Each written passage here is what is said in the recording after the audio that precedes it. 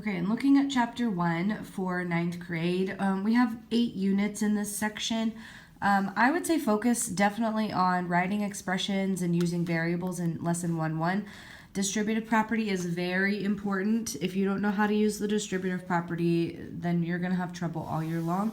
Equations is very important. Also, these 3 are somewhat important. I would say they're more important than order of operations and properties of properties of numbers.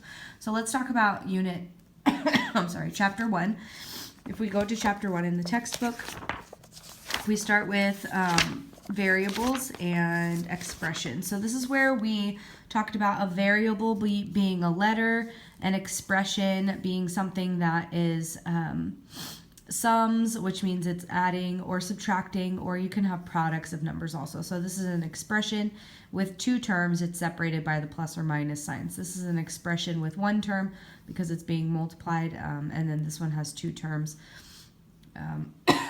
Or technically it's really 1 since it's all multiplication and division. But here we go with variables. A power is something with an exponent. So this would be a power. The exponent is the small number, and then the base is the big number. So if we're writing verbal expressions, this means you're writing an expression in words for the algebraic expression, which has letters and numbers. So verbal expression has words, algebraic expression has letters and numbers. And so if we look at number 1A and 1B on the guided practice here, 1A says 16u squared minus 3. So you could write something like 16 times u squared, that would be this part, minus 3. And this would be a correct verbal expression for this algebraic expression. There's several different ways that you can write this though, so don't get caught up on if you did it differently than mine. Just make sure that the way that you did it is correct, and I can check those for you on Sunday. Here, this one is a little more complicated. You have half of a, and then you have plus 6b over 7. So I would write half of a plus, so that's half of a, plus the quotient. Remember that quotient means division, and this bar means division. So it's the quotient of 6 multiplied by b, that's this part, and 7. The quotient of 6 multiplied by b and 7. This is how I would write it. There's, again, many different ways that you can write a verbal expression for this algebraic expression. Moving on to section number 2, or example number 2, and the guided practice that goes with these.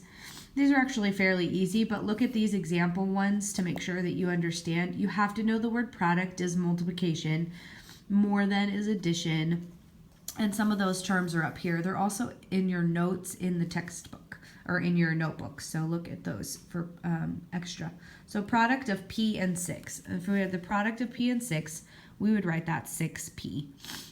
It's not really proper to have the p first when you're multiplying, so write the number first and then the letter after it. So 6p would be the product of p and 6. And then here again, 1/3 of the area. 1/3 of something means we take 1/3 and multiply it by that. The area A, 1/3 A.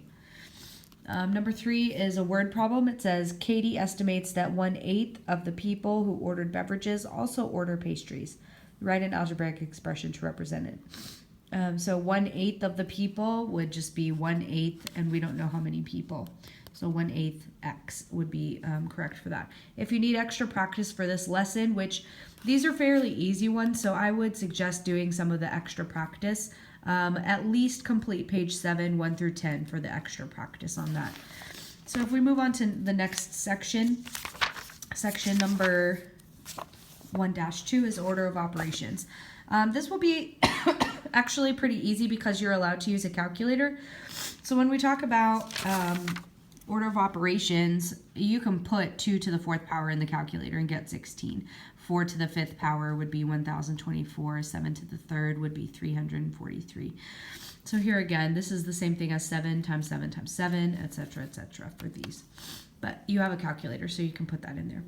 You can even put this right into the calculator, so you don't actually need to know the order of operations on this particular one because it's pretty basic. But order of operations says to do the parentheses first, exponent second, multiplication and division you're going to do from the left to the right in the problem, and addition and subtraction you'll do after that from the left to the right also.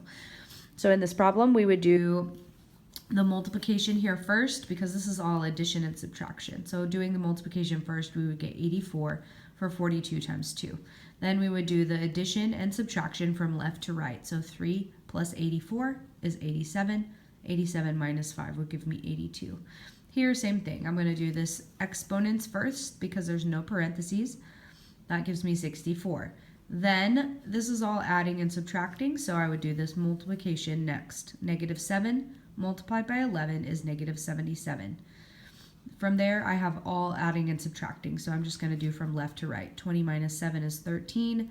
13 plus 64 is 77. 77 minus 77 is 0 for the answer here. But you can put this right in the calculator, and hopefully it will give you 0 also. Moving on to the examples that go with example number 3. These are just a little bit more difficult. So when you have parentheses, you have to do those first. And when you have more than one set of parentheses, you're going to go from the middle to the outside. So we'll do this part first and then this part. And when you have fractions, you're looking at it like this is all together and then this is all together. And then at the very end, you divide. So we'll do all of the top, then all of the bottom, and then the divide. So if we look at 3a, 10 multiplied by, 10 minus 8 gives us 2. These parentheses here just mean this is 4 multiplied by what we got. So we have 5 multiplied by 4 multiplied by 2 plus 20. So I'm going to do multiplication from left to right. 5 times 4 is 20. 20 times 2 is 40. 40 plus 20 is 60.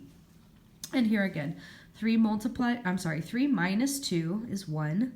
Then I do these exponents. 1 squared is 1. 10 plus 1 gives me 11 here. So I have 15 minus 11 from the parentheses plus 6. 15 minus 11 is 4. 4 plus 6 is 10. And then on number 3C, I'm going to do this 4 plus 5 first, get 9. And then on the bottom, I'm going to keep it the same for now. On the top, I don't really need these parentheses anymore. I can do 9 squared, which gives me 81. 7 minus 4 will give me 3. Now, 81 is on the top, and I have 3 multiplied by 3, which is 9 on the bottom. Now I can divide 81 by 9 and get 9 for my answer. And then last is this evaluating. Anytime it says evaluate, they're going to give you values to plug into the expression. So on this one, they tell you A is 2, so where I say A, I'm going to put 2. B is 6, so I'm going to put 6, and C is 4, so I'm going to put 4. And then I'm going to evaluate, which means find an answer.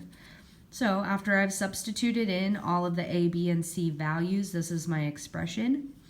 I'm going to do order of operations from in the order that I normally do it in. So I've got in the parentheses, 6 multiplied by 3 would give me 18. 18 plus 5 gives me 23.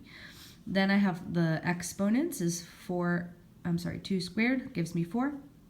And then I'm left with 4 multiplied by 23 divided by 4. So I'm going to do left to right multiplication and division. 4 multiplied by 23 is 92. Divided by 4 gives me 23. And then same thing here. 4, 3, and 12 are my D, F, and G values in the expression. I'll put them in there. 5 times 4, which is D, plus 6 times F, which is 3, minus G, which is 12. So I have parentheses first, so I'm going to do 6 multiplied by 3 inside the parentheses, get 18. 18 minus 12 gives me 6. Now I can do my multiplication. 5 times 4 is 20, and addition. 6 added to 20 is 26. Very lastly is a word problem. It's talking about fires, and so we have 539.2 fires each year by debris, and campfires have 129.1 each year. So I have to write an algebraic expression that represents the number of fires. My complete algebraic expression would be the number of fires by debris multiplied by the number of years plus the number of fires by campfire multiplied by those number of years and added together. So this would be my expression. And then part B says, how many fires would there be in 5 years? So I'm going to plug 5 in for D and 5 in for C. And I would get this many fires total in 5 years. I have this many for debris and this many for campfires, multiply them both by 5. And I would get 3,342 fires on average